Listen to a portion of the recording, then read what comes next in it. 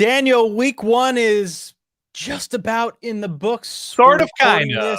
We're recording this very later than usual. This is going to be the schedule moving forward when the clock strikes midnight.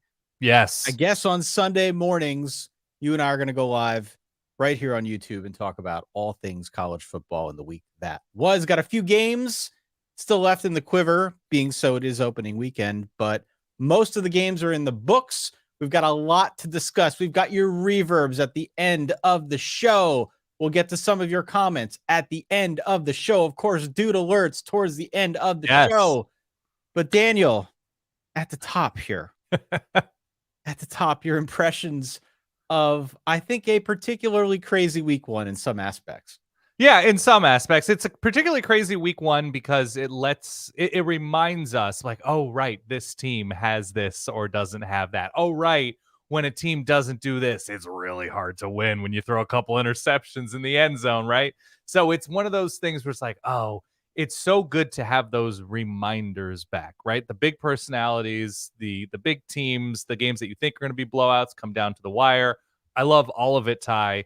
The first full college football Saturday, all due respect to week 0, is special. It's a holiday. It's bigger than a holiday. It's been a long day in the best possible way, and it's not even over. It's not even over. Look, there are games going on as we're recording this. Again, we are going live at midnight. So Coastal Carolina, UCLA, Texas Tech, currently involved in quite a battle with Wyoming, might lose. We'll update you as best we can. That's just sort of the nature of the beast here as we record again late on Saturday nights. We coined this Saturday as Sclera Saturday, right? And I think the framework for that was see if. We'll see if Deion Sanders can actually put together a roster. Yeah. We'll see if Alabama really has any kind of quarterback issues. We'll see if North Carolina looks better on the defensive side of the ball. All these things that we wondered in the preseason. Sure. I don't know if we fully have answers to most of those questions, but we at least have more information at this point. And as college football fans and doing what we do, that in and of itself is pretty exciting. You want to get to the headliners? Let's do it. So look, we'd be remiss if we did not bring up the whole Colorado thing. Yeah, that's where we have to start. Yes. We have to start. And I know it has been the prevailing narrative all throughout the college football offseason. Deion Sanders and the mass roster turnover.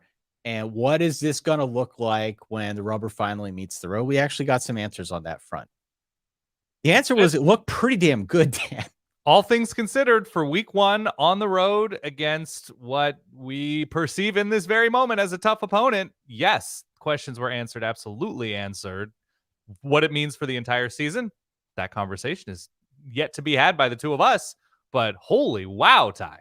I mean, we made so many jokes about the fact that Fox spent so much of its energy and I presume marketing budget pumping this game up as game of the week, most interesting game of the year. It wasn't not the most interesting game of the young year. It was the most interesting game of the week, to say the least. 45-42, Colorado wins in a bit of a shootout. Shedeur Sanders with the stat line to end all stat lines, 510 passing yards, 4 touchdowns. An unbelievable effort from him. 4 receivers went over 100 yards, including both Travis Hunter and Jimmy Horn Jr., both of whom, by the way, had 11 grabs apiece. So there are a number of different ways that we can look at this. Obviously, going to Fort Worth, squaring off against TCU, national runner-up from a year ago. That's a quality opponent, even if they were ranked 17th to start, even if they were dealing with a fair amount of their own roster turnover. It's clear that TCU's got some work to do on the defensive side of the ball. Yes. But I do think the point that kept coming up in my mind as I was watching this game is something that we alluded to when we did our previews. It was, gosh, there's so much new with Colorado that the returning production thing sort of goes out the window. And it does make you wonder if, because everybody's new, if it even really matters. And I think we got some clarity around that. This didn't seem like a team that was out of sync. Obviously, they've got some of their own work to do on defense, Dan, but all that being said, they had more than enough firepower, I think, to be extremely plucky, at the least in the Pac-12 around the country. Yeah, it's to me a question, or it was a question of, can they hang, right? Are they built to hang? They can more than hang. Absolutely. Colorado, given the level of athlete, especially on offense. Look, we're bearing the lead here. You mentioned the receivers, you mentioned Shedeur Sanders, but in terms of consistent game-breaking ability, Dylan Edwards. And Dylan Edwards, yeah. Sure. Dylan Edwards, just in terms of like the home run hitting, the all-purpose weaponry, at one point, if you remember, committed to the Notre Dame Fighting Irish. Yep, flipped over to Colorado, yeah. Flipped to Colorado, immediately utilized magnificently by Sean Lewis, who came over from Kent State. And to speak to TCU, Chandler Morris at times looked apprehensive, was a playmaker, absolutely, spread the ball around. They kind of pushed Colorado around on the ground at times.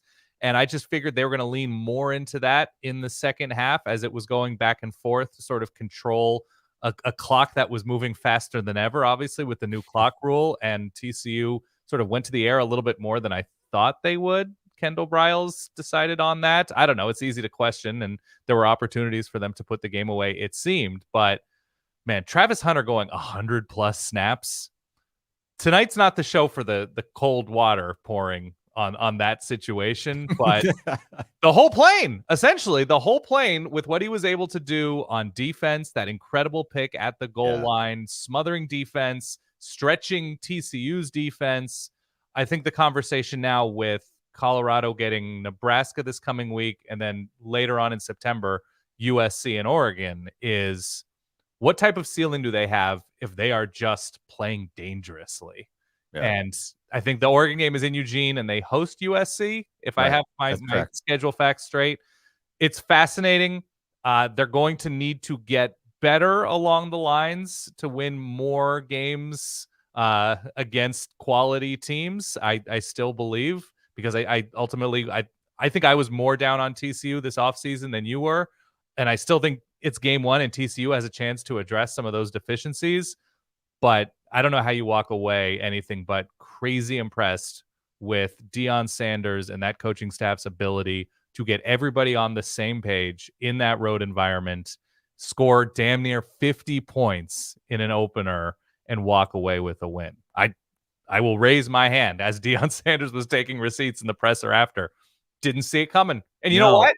TCU couldn't have seen it coming because precisely zero tape existed. Well, that was what we said again. Yeah, I harken back to what we said on the previews and all throughout, the months building up to this season. It was really hard to gauge where this team was at. We had no concept for what it was going to look like. And I think part of the reason why you and I both took the points in this game, it was 20.5, is we didn't know what to expect either from Colorado. Right. And for sure, this was an unexpected result. For sure, Colorado could be full on good, or at a minimum dangerous. Or it could be a Northwestern situation from a year ago. Yeah. It probably isn't. I don't think it is. I don't think it is, okay? Yeah. But after that Northwestern Nebraska game, we came out of that week 0 game in Ireland a year ago saying Northwestern might be pretty good. It might be pretty good this year.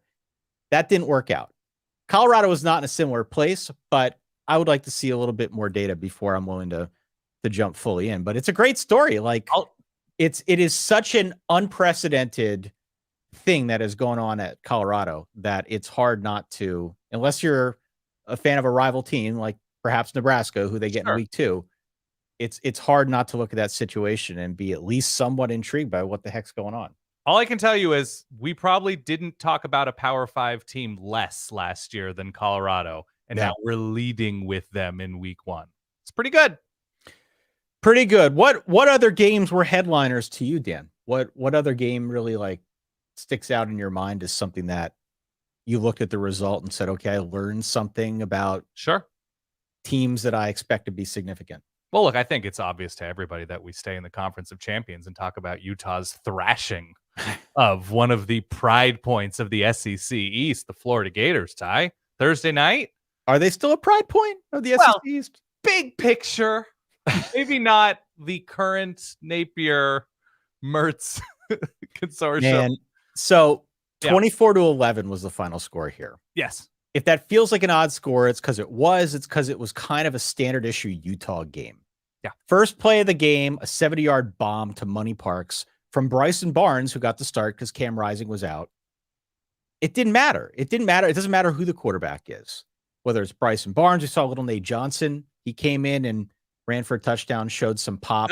Not little Nate Johnson, a little bit of Nate Johnson. A little bit of Nate Johnson. Yeah. He's not He's a little. quarterback. Yeah. No. I think the lesson learned here, at least for me, is that the Utah system is bigger than any one guy. It helps to have a Cam Rising.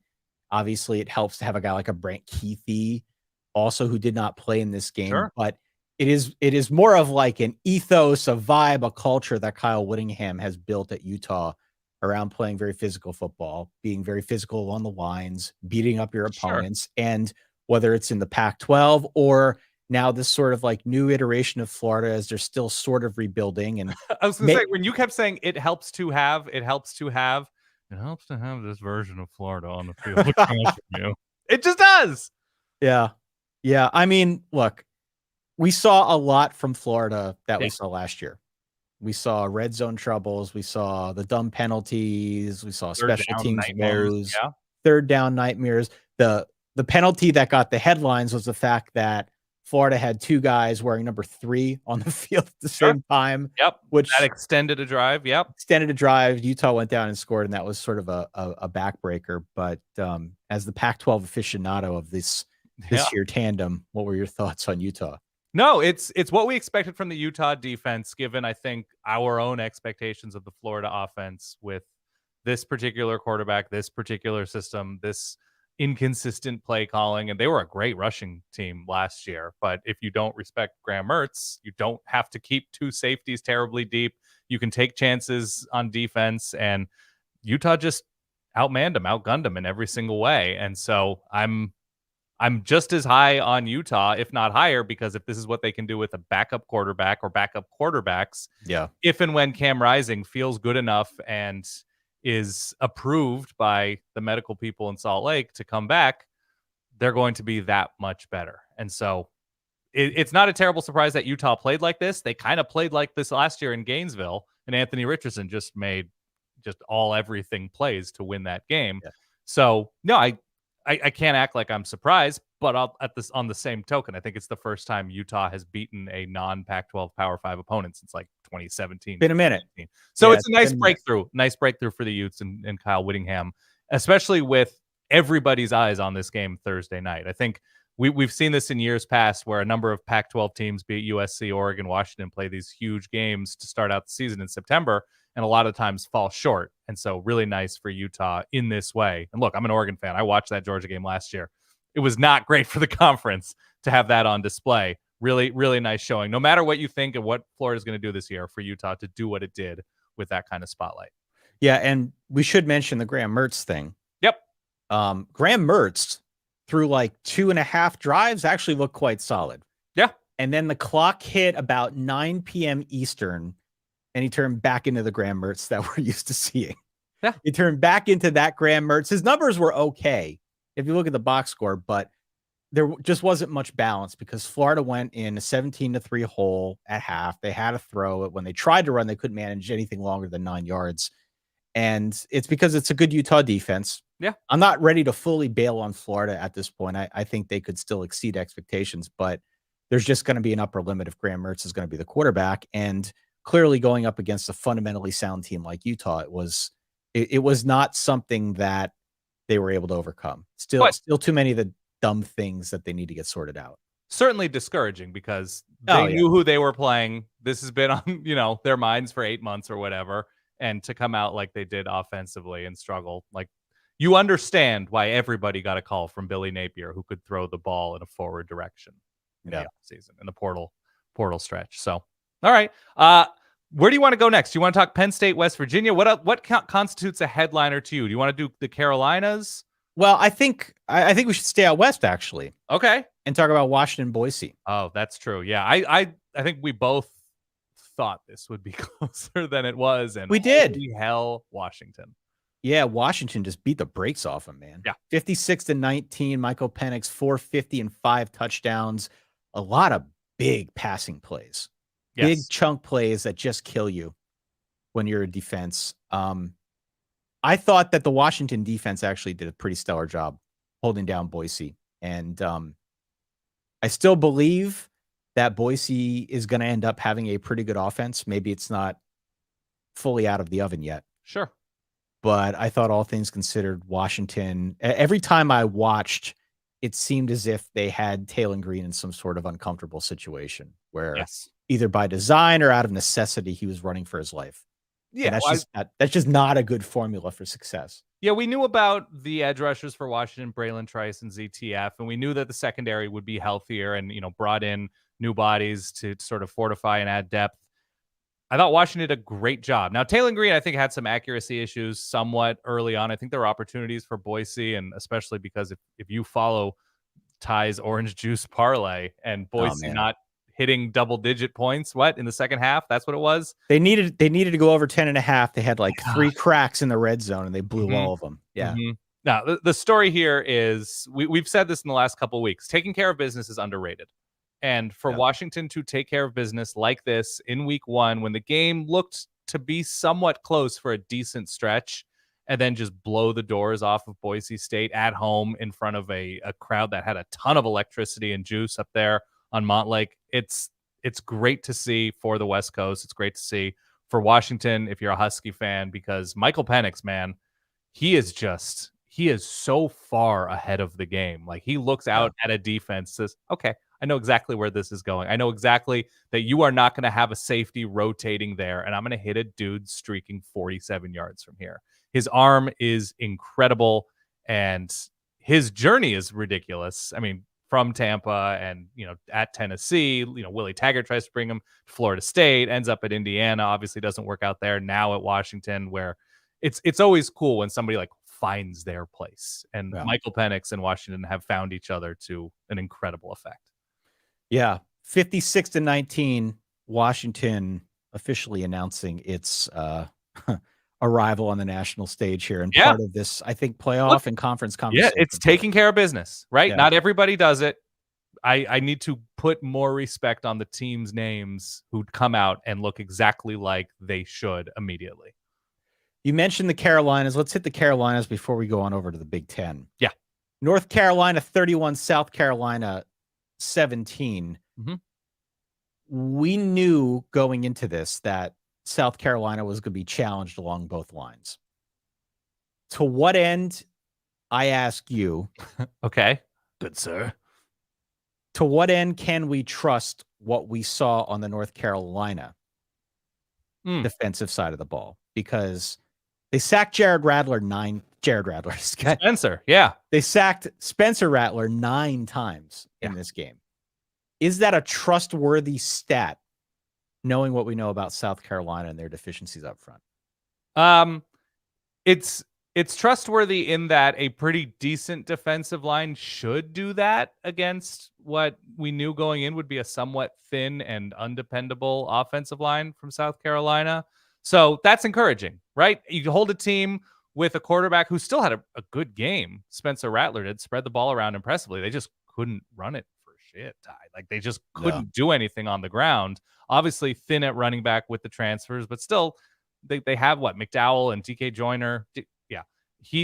There's guys there. It's not an offense built to be balanced against decent teams. And so in talking about this, I think we both agreed that if they're somewhat even and that there's obvious deficiencies, you take Drake May over Spencer Rattler, and Drake May was very, very good. Drake May was Drake May, and North Carolina beat up in the receiving core, but still was able to spread the ball around and make plays, and I think we'll continue to do so.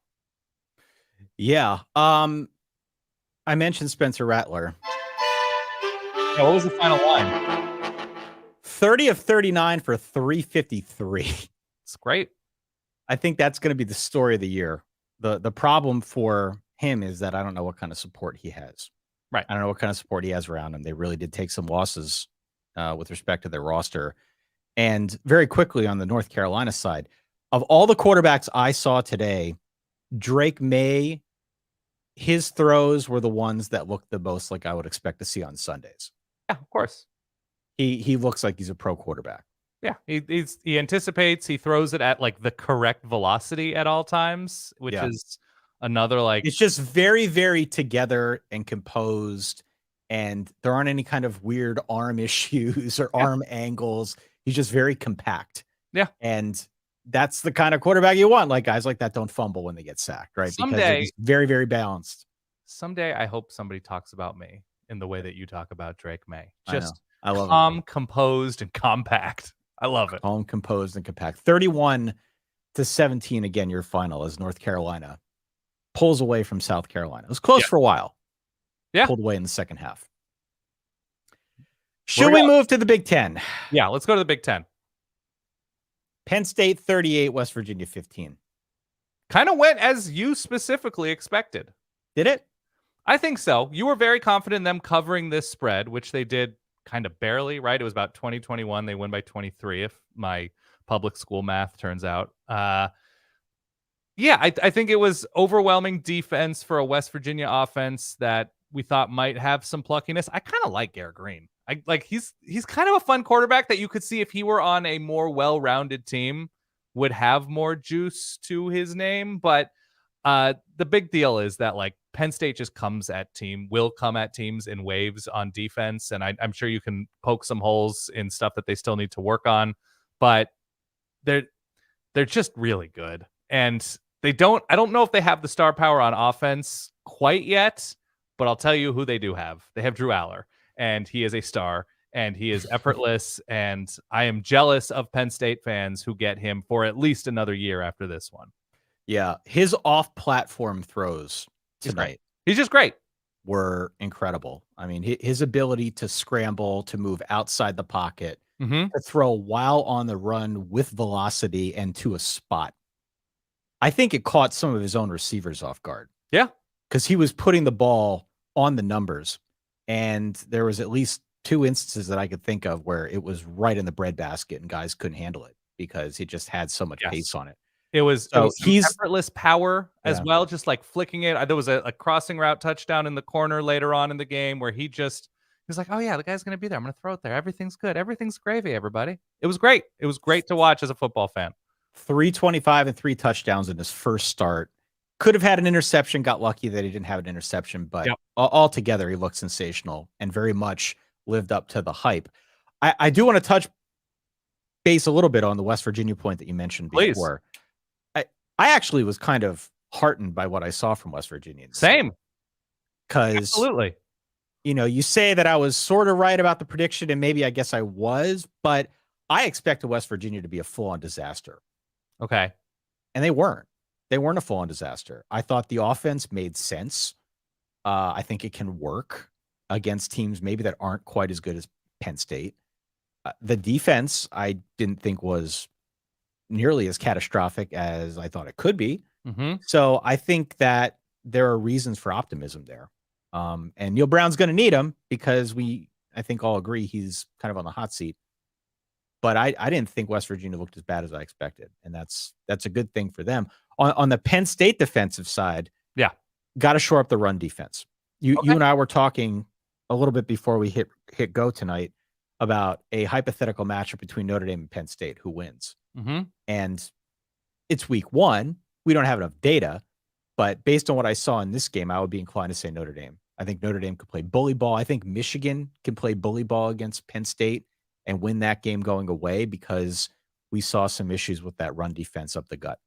So they're going to need to figure that out. They're also going to need to develop, I think, a complement out wide. They're going to need more than just one wide receiver. Or Lambert Smith, is that who you're referring to? Yeah. Outside of Lambert Smith, you're going to need somebody else to step up and kind of be a secondary dude. But all things considered, week 1, Power 5 opponent, at home, under the lights. I mean, the atmosphere was electric. But to the best that Drew Allar could live up to the hype, I think he did it. Here's the great news if you're a West Virginia fan, which I'm sure you came into the season expecting ups and downs and a tough road game against Penn State to open things up. You will play precisely 0 defenses who are as good as this Penn State defense moving forward. Yeah, that's right. If that's a bit of silver lining, please enjoy it because there's nobody on the rest of West Virginia's schedule that will match up with your offense like Penn State did tonight. Both Ohio State and Michigan won. Ohio State 23-3 over Indiana, Michigan 30-3 over East Carolina. The Ohio State side of this is far more interesting. We could talk about Michigan and sort of their missing man formation, whatever that was for Jim Harbaugh, and the weirdness with JJ McCarthy wearing the free Harbaugh warm-up shirt with the sports tape, whatever that was. Let's talk about Ohio State for a second, because Ohio State comes into the season with, I think, very real playoff hopes, very real conference championship hopes, hoping to beat Michigan for the first time in 3 years type of hopes. And we were, I don't think skeptical is the right word, but at least cautiously optimistic that with a new quarterback, given all the ammo that exists around whoever it is, whether it's Devin Brown or Kyle McCord, in this case, Kyle McCord, they'll be just fine, provided they're not a total disaster. Kyle McCord was not a total disaster. His numbers were fine. He definitely lacked some of that electricity, though. Those sparks were not flying off of Kyle McCord in the way they have off a guy like a CJ Stroud when he first burst onto the scene. And their inability, I think, to pull away more drastically from Indiana is going to be the kind of thing that gets sports radio going and bloggers going and the Twitter sphere going about Ryan Day and play calling and his ability to coach and develop a roster and whatever else. You already saw it. I saw it tonight. So I don't think it's totally fair to Kyle McCord to go there yet, but it is interesting because I don't know if Indiana's all that good, Dan. Like, they're interested. Right. Indiana's interesting for some other reasons. I thought they played some interesting defense against Ohio State. Played some interesting defense. Yeah. But the Kyle McCord thing. Yeah. I don't know how concerned I should be about that. It's interesting that we're striking this conversation right after Penn State, right? Where there's this, Kyle McCord is plug and play in this system that Ryan Day, the string of quarterbacks who have succeeded at Ohio State have been crazy impressive. And then comparing that against expectations with Drew Allar, immediately looking better early in his career than any recent Penn State quarterback, right? So like if there were a Penn State and Ohio State group of friends that were having a conversation, like, oh, how'd your new guy look? Like, oh my God, it's going to be really fun. How did your new guy look? So it's like shower v grower, right? It's the age old. I think Kyle McCord can grow into something special because he has the opportunity. He was protected. He has the weapons both in the backfield, which, by the way, shout out to the Big Ten for once again counting on the Conference of Champions with Chip Trayanum in the backfield. Arizona State running back, turned linebacker, turned back to running back to be the guy at running back. And no, Marvin Harrison Jr. didn't get involved as much as I think everybody had hoped who enjoys football. And it was just, to me now, it's a question of like, what does Ohio State's offense want to be? So Kevin Wilson goes to Tulsa, and they've got 2-3 heads bashing against each other, whether you believe Justin Frye, the offensive line coach, Brian Hartline, the new offensive coordinator, the ascending offensive coordinator, and Ryan Day. Whose offense is it? What is the offense? What is the decision-making process in key moments in the red zone on third down? Like, it doesn't seem like, I openly admit, I do not pay as much attention to Ohio State as Ohio State fans do, but from afar, it's like, what are we doing? Who's the guy? What's the plan? And that should never occur with a school and a team that has as much as Ohio State has at its disposal. Michigan again won 30-3. Blake Corum was back, looked healthy, had 2 nice long runs with 37 and 21 yards. This wasn't really a contest outside of the headlines around the team kind of, I don't know, honoring the absence of Jim Harbaugh. There's not much you can take away from this. We'll find out more about Michigan in the coming days and weeks, but 30-3 lead. Yeah, jumped out to lead. Didn't cover. They were favored by 36, but beyond that, got the dub. Let me rifle through just some quick results here in the Big Ten, and then if there's anything that you want to touch on further, we can do that. Minnesota 13-10 over Nebraska on Thursday night. Lock of the week. Continue. Yeah, Nebraska at least had a 10-9 lead at one point late in the game. We had Fresno beating Purdue. We both had this one in a really fun game, 39-34. We had Iowa almost getting to their 25-point threreshold, knocking off Utah State. To fluff. Yeah. 24-14. Maryland goes up big on Towson 38-3. Wisconsin wins by 21 over Buffalo. Illinois survives Toledo. They needed a last-second field goal of 29 yards to get the dub there. And Michigan State wins 31-7 over Central Michigan. Dan, any of those games of interest to you? All of them, Ty. All of them. Now that I root for a team that's Big Ten bound, live in an area that's Big Ten strong. Okay, I don't know what order I want to go in. Good for Michigan State, kind of a slow start, but Noah Kim is the guy. It's not Cadenhauser, and starts off a little bit slow, and the offense in general starts off slow, but I think things sort of defrost for Sparty, and it was nice to see them come out and comfortably win, and Noah Kim had some big-time throws. I hope he's the guy. I hope they find a guy, whatever. It would be fun if Michigan State adds another layer of quality at or near the top of the Big Ten. Minnesota, Nebraska was borderline unwatchable. It really was, and we called that one. I didn't watch it live, but when I opened my phone up to check the status, my eyes didn't pop. I didn't gasp. I just sort of said, "Oh yeah." We called that one. I know. Right? My thesis on that game all along was Minnesota is trying to switch up its offense to be more passing oriented, and I don't know how that's going to go. It went not so good line. Yeah.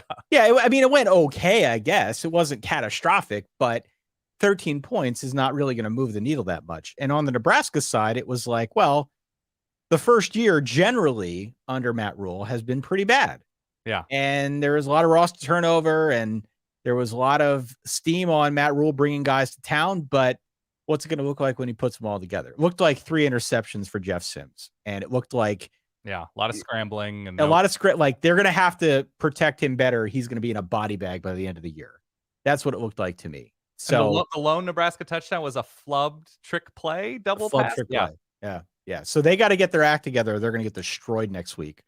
By Colorado of all teams, their hated rival. Mikey Keene, baby. Mikey Keene! I think, did we both have this? We did. This is the Keene cast now, baby. We need to openly talk about all of our wrong picks as well, Ty, because our hands are getting calluses from rubbing our own back. Picks. Well, look, Fresno won over Purdue. We both had Fresno in the points. It was a good game. Yeah. Most people didn't see it because they were watching Colorado TCU. Yeah. But Mikey Keene, the transfer from UCF, really gutsy effort, 4 touchdowns, 366. Got beat up, yeah. Beat up. I think the combo between him and Eric Brooks is going to be fun to watch this season. We saw it in this game, and a nice win for Fresno, kind of picking up right where Jake Haener left off and getting the dub for Fresno. Very quickly, let me just bring up 2 points here. We didn't see the Ferentz fluff up. No. At Iowa. Cade McNamara played. He threw a touchdown pass on the first drive. Interesting stat. It was the first passing touchdown on the opening series of the season in Kirk Ferentz's 25 years as Hawkeyes coach, and the first for an Iowa team since 1991. Yeah. So that's different. Okay. And the first quarter was like, if you're an Iowa fan, like, who is this? Yeah. What is this kind of brand of? No, then it goes away. And on the Wisconsin side, their 21-point win over Buffalo. Tanner Mordecai did not look that great. No, if I'm being honest, he didn't have to because Braylon Allen, and Ches Belusi picked up the slack on the ground. How that offense develops will be interesting. Notably, they went with a lot of tempo. They barely huddled in this game. And if you're a Wisconsin fan, that's different. That's very different than what you're accustomed to. Yeah, the big thing with the Iowa game is, I don't know, the offensive line wasn't great. Like, you think about Iowa in terms of like producing all of these gigantic NFL level offensive linemen, and against Utah State, they looked very ordinary and very push-aroundable. That's a new phrase that's barely English. And so there were opportunities there. I don't know. The score wasn't exactly indicative because it was 24-7 deep into that game, into garbage time, whatever. You've got to score 30 points against Utah State if you're Iowa in this moment. And as for Wisconsin, they got the hell off the field on defense. And when you start playing tempo and you're able to run the ball, that Ches Belusi run was incredible. Like, his ability to sort of accelerate and weave in and out. Like, if they're able to do that, it'll make Tanner Mordecai's life easier, and it'll make their own defense's life easier. Did you mention anybody else? Oh, Illinois. Luke Altmaier's fine. I think he's fine. They have a super sloppy penalty habit, at least today they do. Hopefully it gets better, but you can't. If you're doing that against Toledo, you better fix it tomorrow morning, because you're going to lose a bunch of games if you need a last-second field goal to beat the Rockets. All due respect to DeQuan Finn. But Illinois has a ways to go. They did not run the ball all that impressively, but hopefully Luke Altmaier is an upgrade at quarterback moving forward. Over in the Big 12, the presumed top three. Yes. Oklahoma, Texas, and Kansas State all won handily. Yeah. Oklahoma won 73-0. Great. Over Arkansas State. Remember what I've been saying all along about the new clock rules and how they might affect the games? Mm-hmm. Oklahoma led 45-0 at half. I was tweeting with a guy named Aaron who was at the game. The quote from him was, "I'm dying out here, guys. This game is taking so damn long." Yeah. And I hope he's okay, Aaron, if you're listening. I hope you made it out. Oklahoma outgained Arkansas State 642-160. They had 36 first downs, which seems like a lot. I can't remember any team ever getting 36 first downs. Yeah. But that is a nice little neck crack for Oklahoma after what I'm sure was a long off season of skepticism. 73-0. Dylan Gabriel looks good. Jackson Arnold came in, got some reps, won 11 for 11. Mm-hmm. That's not to say Arkansas State was a premier opponent, but it's a good way to start your season, to say the least. Texas, on the other hand, though, Dan, I want to talk about them. Please. I don't have anything to add about Oklahoma. Taking care of business is underrated, but it's Arkansas State. Texas 37-10 over Rice. Was this a good outcome? Well, winning's better than losing. Winning's better than losing, but did you feel good about what you saw? I didn't watch much of this. This is sort of on my Sunday watch list, but from what I saw, look, if your takeaway from the first game of the season is, look, up front, we look great on defense and you can work with that, I'm fine with it. There's a lot still that is left to be fixed from this Texas offense at times. I know they got beat up at running back. I know they were, the intermediate pass game still needs work. And that's these are things that we were echoing last year, that just be smarter and more efficient on offense if you can early on in the season, so you know what to go to when you have those high leverage moments later on in the year. And there are still kinks that need to be worked out on offense, but I'm not going to criticize this type of win dramatically, especially when the defense played as well as it did. I think that's fair. Kansas State, by the way, 45-0 over Southeast Missouri. Good game for Will Howard, DJ Giddens, Treshawn Ward. Can I point something else out? Yeah. Oh, please.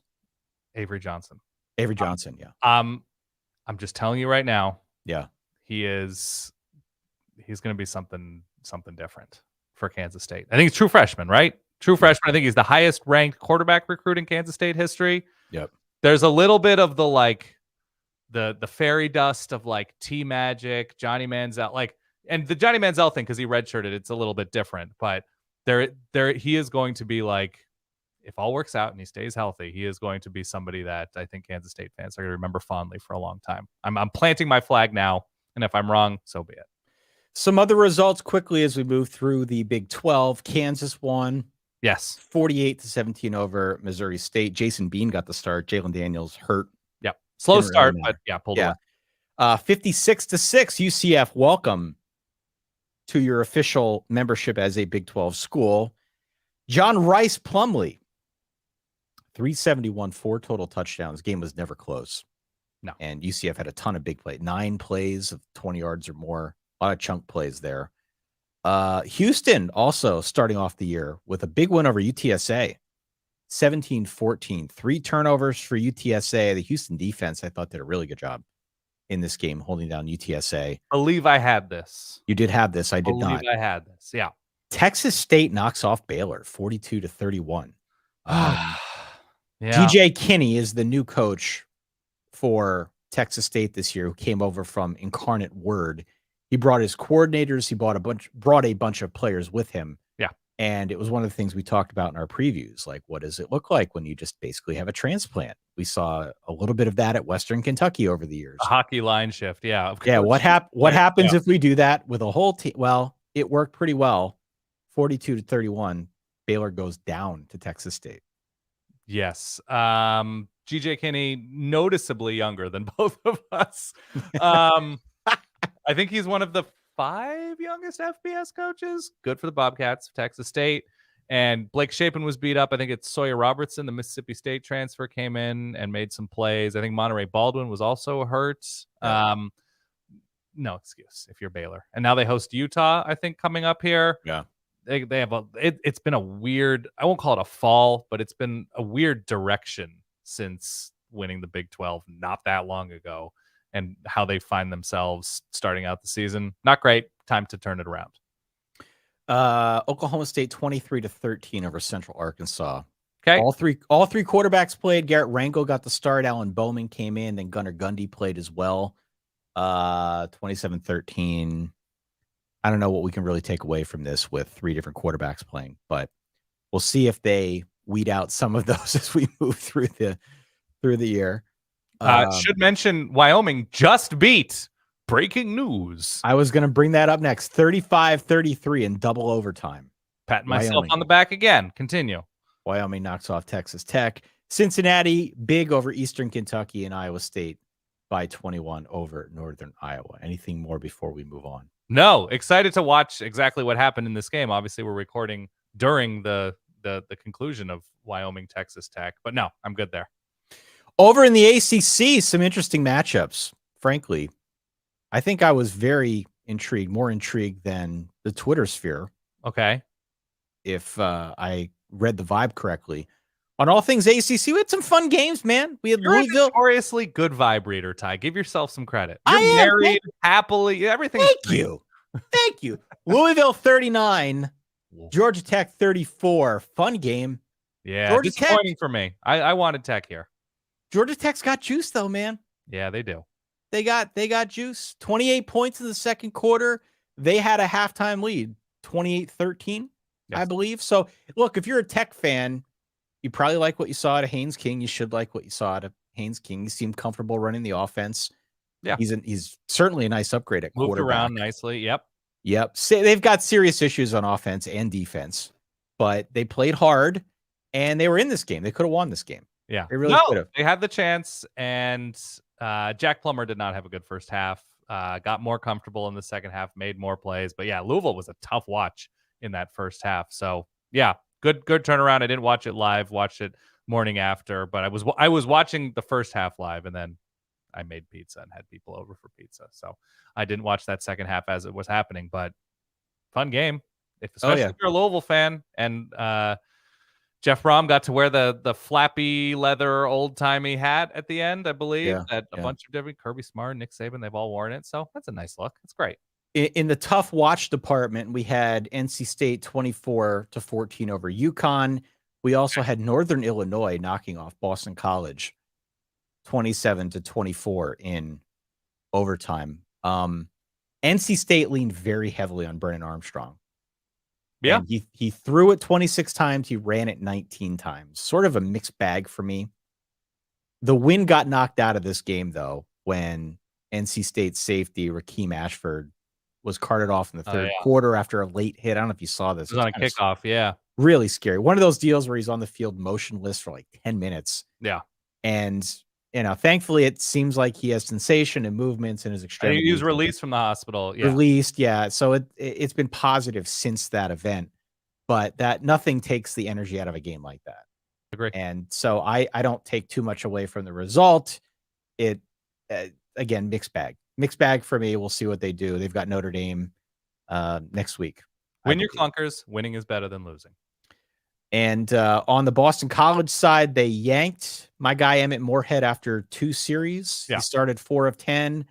They brought in the backup Thomas Castellanos. Mm-hmm. He went the rest of the way. You messaged me that Jeff Hafley might get fired after the game. It was tough, man. Oh, man.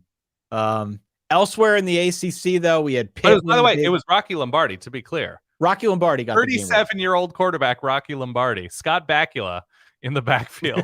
Northern Illinois. Yeah. Good for the Huskies. Yeah. We had Syracuse 65-0 over the Colgate Gators. We had Pitt 45-7 over Wofford. Terriers. Wake Forest by 20 over Elon. And we had Miami 38-3 over Miami, Ohio. Yes. We joked on Twitter about the Heis Mitch campaign after what we saw from Mitch Griffiths. He was good at Wake Forest. He was good. They eased up in the second half. Otherwise, he probably would have had better numbers. One of our verballers, Dylan, pointed out that it seemed as if the one pick that he threw was because he couldn't see over the line. And he basically threw it to a linebacker that was hiding behind the line because he's only 5'11". Yeah. Okay. But, shout out to him on a good game, and Jamal Banks, the wideout, who went for 108, had a really nice touchdown catch. This is a good start for the post-Sam Hartman era at Wake Forest. And on the Miami side, Miami was just bigger and better. Yes. And you saw it in the trenches. They pushed Miami, Ohio around increasingly, I would say, over the course of 60 minutes. Did take the offense a little bit to get going, though. But once it did, it was balanced. TVD made some nice throws and looked healthy, which was nice to see. It's great. Comfortable win. Nothing better. Over in the SEC, Daniel. Yes. We had Tennessee big over Virginia. We had Alabama big over Middle Tennessee, Georgia big over UT Martin, Texas A&M big, Auburn big, Ole Miss extra big over Mercer, Arkansas, Kentucky, Mississippi State, Vandy, and Missouri. Pretty much everybody in the SEC, with the exception, I guess, of South Carolina, won their games pretty handily. Yes. I had a couple takeaways from what I saw in the SEC. I'm wondering if there's anything you'd like to add before. Well, it was relatively recently that Nick Saban, the news came out that Jalen Milroe was going to be the guy for Alabama, and backed that up pretty impressively with his performance. Granted, it's not a huge opponent, but Alabama 5 touchdowns, 5 total touchdowns. Ho hum, dude! He is fast.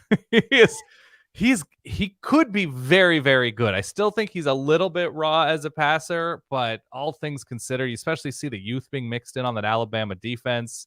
He's not going to need to be a Heisman quarterback for Alabama to succeed in a big way. And I don't know if this changes anything, because it was Middle Tennessee, right? That's who they beat up on. Yeah. But man, the best of him is pretty great. I don't know if you have anything to add on Alabama, Middle Tennessee.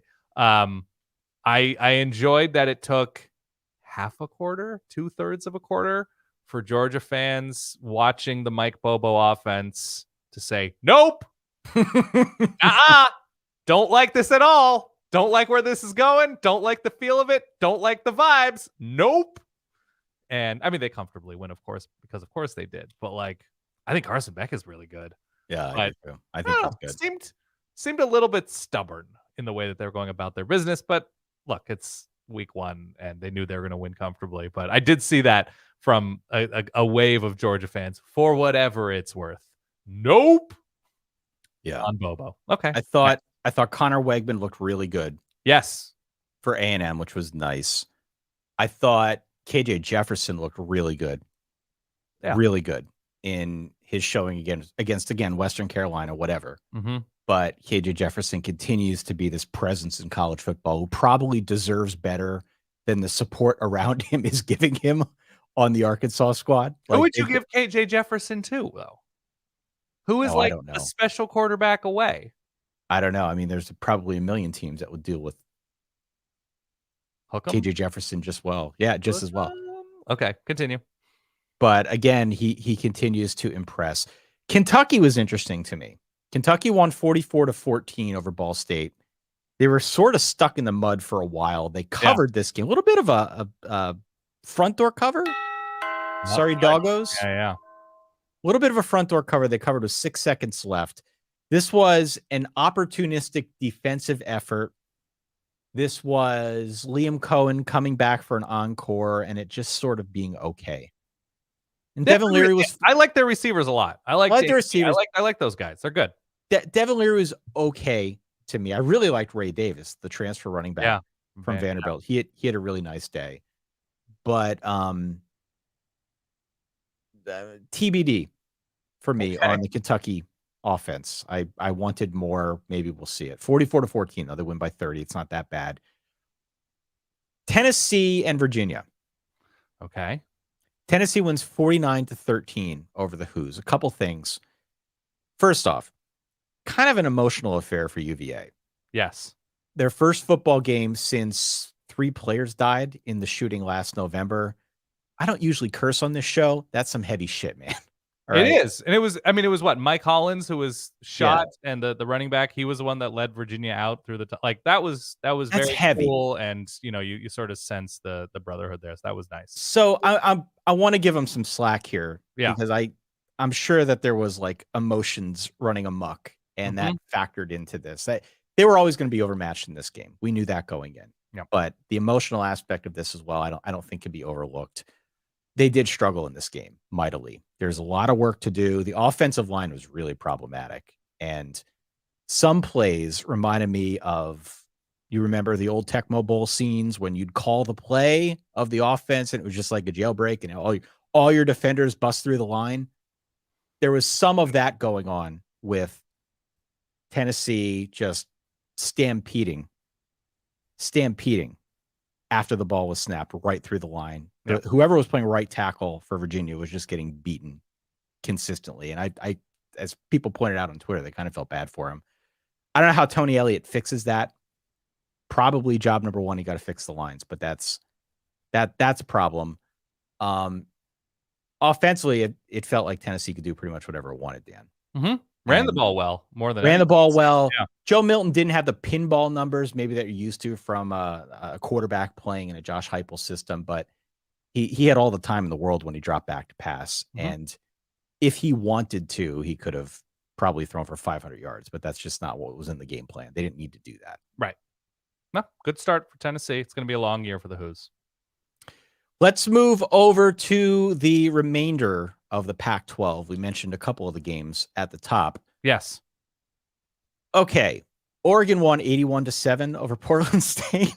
Yeah, I think I took like an especially long bathroom break because it was 7-all and then it was 36-7. All right, cool. And then they dropped 50 in the first half. Cool, guys.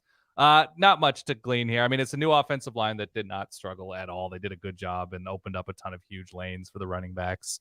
Bucky Irving had a great game. Troy Franklin had a great game. Bo Nix didn't play in the second half, I don't believe. Ty Thompson came in. Even the third string came in when Ty Thompson was hurt. They played like 20 freshmen. They're going to try to rotate in a ton of guys on defense. And they played them early on in this game, too. They're just like, we're just going to keep rotating in warm bodies. And we feel good about where we are. Seems to be the mindset from this coaching staff. So, it's Portland State. They took care of business. Dropped 80 on them. And they have Texas Tech coming off of a loss to Wyoming. That's right. USC 66, Nevada 14. Caleb Williams at 5 touchdown passes as USC wins. Yep. Cal won. The pride and joy of the ACC, the Cal Golden Bears. They win 58-21 over North Texas. Sam Jackson, the 5th, got the start, but got hurt after, I think, 4 passing attempts. Yep. And it was Ben Finley the rest of the way. He did a good enough job to win that one going away for Cal. Wazoo won pretty handily over Colorado State. Do you know the last time Cal scored 50-plus points in a game, by the way? In a game? 1890. No, I'm just making that up, but it's been a long time. Yeah. Continue. It's been a while. We had Stanford going to the Islands and winning 37-24. Stanford could actually be kind of fun this year.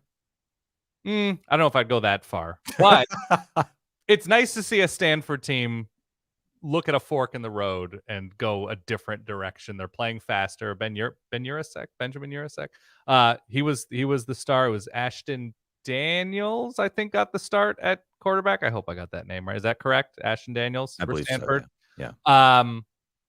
yeah. Hopefully the offense continues to evolve and be fun because we know Troy Taylor and his history recently at Sac State, before that at Utah. He was the guy who helped to train Jake Browning, I want to say, in high school in Folsom. So hopefully, in the next 2-3 years, Stanford is stringing together, again, pride and joy, the Atlantic Coast Conference, some fun offenses.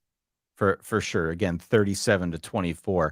And to close it out here, we've got some games that are ongoing. Arizona You had Wazoo won big, right? Did you mention that earlier? I mentioned it. Yeah, Oh, okay. 50 to 24, they won big over Colorado State. Yeah. At time of recording, Arizona is up big 35-3 on Northern Arizona. They'll probably tack on some extra points here before the end of that one. And towards the end of the third quarter, UCLA and Coastal Carolina locked in a pretty tight fight, 14-13, with about a minute left in the third. We'll follow that. Maybe it'll go final by the time we get done recording, but close one there as well. Yeah, and at the time of recording, Oregon State has not yet even played. They play Sunday. That's right. Yeah. They play Sunday. We'll record again on Monday and drop something to the feed on Monday early afternoon, where we'll cover some of these games. Obviously, Clemson has not played yet either. LSU, Florida State, that's sort of the big game of the weekend. We'll talk about those on our next episode. To round things out, Dan, I think we've covered Notre Dame, all the Power 5 conferences. I was going to go to Notre Dame next. Please. Tennessee Notre State. Dame. Yeah, Notre Dame 56-3 over Tennessee State. I don't know. Anything worthwhile? Sam Hartman again gets the heart pumping for me. Okay. 14 of 17, 194 in limited action. They look really good. They played Navy and Tennessee State. Who came in after Sam Hartman? After Sam Hartman, it was your boy Steve Angeli. Oh, that's right. How'd he look? He looked fine. I mean, everybody looked good against Tennessee State. Okay. Fair enough. Where do you want to go next? You want to go to the American, Mountain West? Where are we going? Well, I can rattle off some of the scores here Please. in the American and the Sun Belt on my side of things. Tulane won by 20 over South Alabama. That was a game that only had about a 6.5 point line. So Tulane did a really nice job pulling away there. Yeah. I thought SMU looked impressive. Pride and joy of the ACC. SMU looked very impressive in a 24-point win over Louisiana Tech. Western Kentucky beat UCF. Temple by 3 over Akron, and Charlotte gets the Biff Poggi era off to a rousing start with a 24-3 win over South Carolina State. And on the Sun Belt side, we had Marshall over Albany. We had Georgia State. We had Fun Row. We had Southern Miss, Louisiana, and App State all winning their games. App State was down to Gardner-Webb, but came back with a vengeance to win that one by 21 points. And JMU knocked off the Nellies. JMU knocked off Bucknell 38-3. Monroe beat Army, by the way. I don't know if you saw there was a long touchdown run. Did you see? I think it was a right guard or a right tackle who was one of those who sprang a block on the long run and started celebrating like a wrestler from 1993 mid-run, was just like bent over yelling as the play is happening, just so pumped up, uncontrollable. I don't have his name in front of me. I just like those. Those moments are just the best in the sport. Of all those, Michael Pratt is ridiculous. He's really good. So good. And he's like, really good. It's day one of like the full season, essentially, or the first Saturday. And you're just like, Tulane might be that team again in the group of 5 ranks to find themselves in the New Year's 6 game. We'll see. It's a long year. I do think South Alabama is going to be pretty good, but maybe it's Fresno. Who knows? But I did see UAB, the fighting Trent Dilfers, Jacob Zeno, and they won cleanly. Otherwise, I don't know. I mean, let's see. You mentioned Virginia Tech beating ODU. I'm just looking at scores in Sun Belt and beyond. No, I don't think I have a ton to add to the Sun Belt or the American. Mountain West was, they had some big time opponents. No, I don't think I have much to add on. Air Force beat Bobby Moe pretty big. UNLV beat a team. Barry Odom starts his tenure off in Vegas, beating up on Bryant, which good for them, I suppose. And Wyoming, of course, belle of the ball and beating Texas Tech in double overtime. They stormed the field, man. One of the biggest wins in their program history. I thought Akron was going to win. They blew a fourth quarter lead. I'm always rooting for Joe Moorhead. Anybody else that stands out to you in any of these conferences? Not particularly, Dan. Okay. As always, you can write in solidverbal@gmail.com. You can subscribe to the podcast. You can follow us on social media. You can join up at verballers.com, our Patreon, if you want to be part of the community. We've been growing in leaps and bounds. It's been a great place to hang. Today it was nuts in the game day channel on Discord. We did I did a voice channel thing for a little bit to kind of get caught up with the community and just get a sense for what they were feeling, because it was, like you said, it's a college football holiday. The first weekend of the year is a college football holiday. So look, as we said at the very top and throughout the show, there are games that have been going on through the course of this recording. We're going to be doing our next episode on Monday.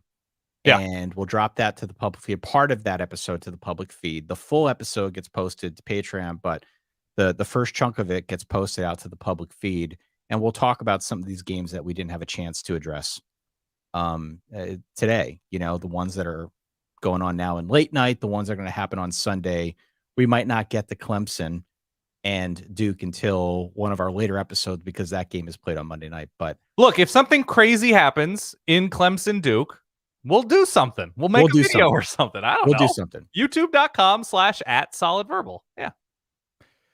Daniel, I saw you put a call out. Oh, for dudes? Call out for dudes? I saw you put a call out. Dude, should we just do that? I can tell you. Yeah. If you have the sound, I can tell you what people are thinking.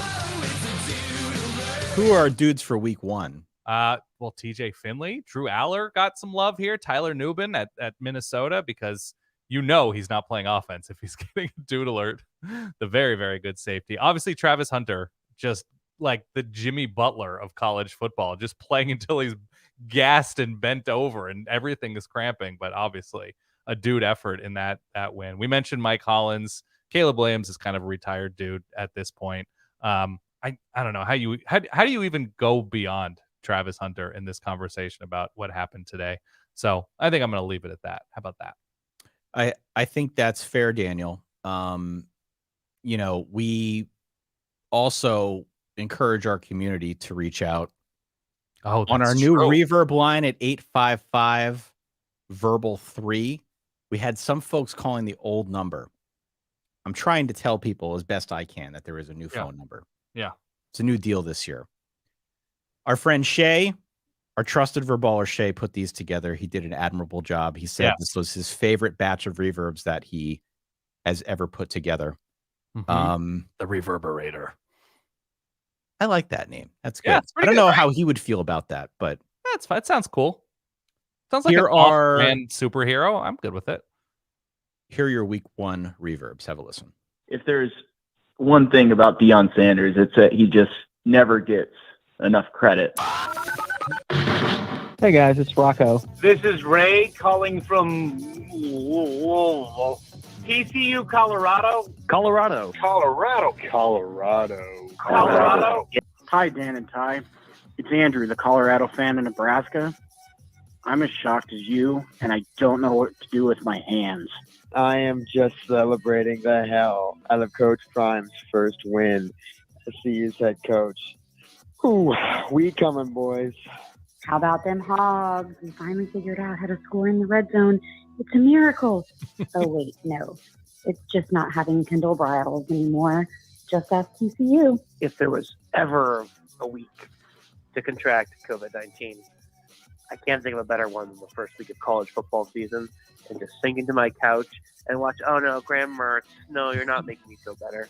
This Texas offensive line is hot garbage. The score graphic on Fox sucks. Is Lee Corso the Golden Bachelor? People are asking. Is there a worse kind of torture than being a Nebraska fan born after 2000? The pacemaker was invented at the University of Minnesota, which is great because I definitely need one after that win over the Huskers. Row the boat, baby. And I don't know what is sleepier, Ohio State's offense or literally me taking a 2-hour nap and missing half the game. The reports of G5 football's death are greatly exaggerated. Fresno, Northern Illinois, and Texas State. Just don't look over there at Boise and Toledo. God, Toledo, you are why the MAC can't have nice things. Week 1 of the season, Boise State losing by 30, throwing an interception. This season is over. The University of Washington Huskies are going to win the Pac-12. And Michael Penix is going to win the Heisman. Bring on the Ducks. And kicking it off, Oregon's first game, we went touchdown, touchdown, touchdown, touchdown, touchdown, touchdown, touchdown, touchdown, touchdown. big breath, field goal, touchdown, punt, touchdown, end of game. So that's Drew Allar is the real deal. The run defense is suspect. As they say, good teams win and great teams cover. We are.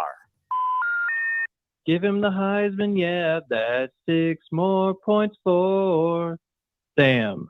Another Tutty Hartman. Hey, boom, boom, banana. There you have We don't it. own that song. Your week 1 Reverbs. Verballer Hood always delivers. Yes. Kudos to our guy Shay for cutting those up late night. And I think capturing the essence of how people were feeling in week 1. Again, the number is 855 verbal 3. If you've got we have people who have this number in their phone. Replace the old with the new. It's 855 verbal 3. It's 855-837-2253. 2253. So it's use the verbal 1 or whatever it is. Use the nomenclature once again for that phone number. 855 verbal 3. 855 verbal 3. The Raiders. Maybe that's what's screwing up your throat. The fact that we keep going, the Raiders, over and over again.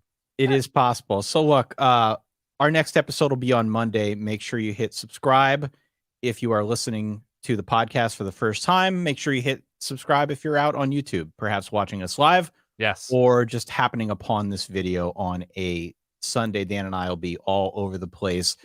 Shout out to Static Fur, who is watching along, says he's 40 and has been listening to us since 2008, 2009-ish. Hell yeah. One of the originals. Shout out to Lucas, who says he wasn't here earlier, but something like the 18th year in a row that a MAC team has beaten a Big Ten team in week 1.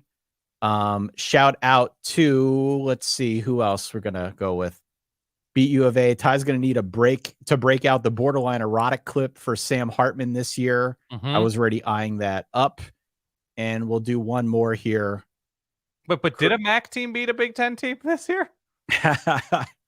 And honestly, was thinking Toledo was going to close it out. Okay, continue.